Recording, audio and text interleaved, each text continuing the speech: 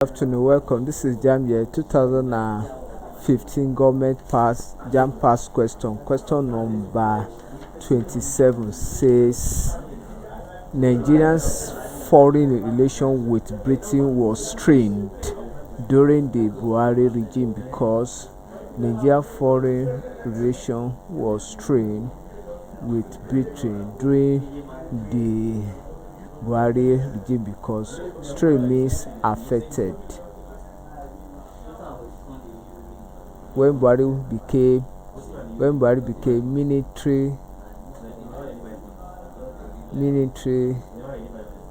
head of state. So option A say Britain tested atomic bomb in the Sahara Desert. B say Britain refused to recognize the regime. C. Nigeria refused to recognize the regime. D. Nigeria wanted to forcefully extradite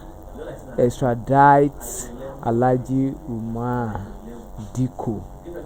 So the reason why the relationship was strained is because Nigerian government under Buhari wanted to extradite Umar Diko. So option D is correct. Thank you, and ensure you subscribe for more videos.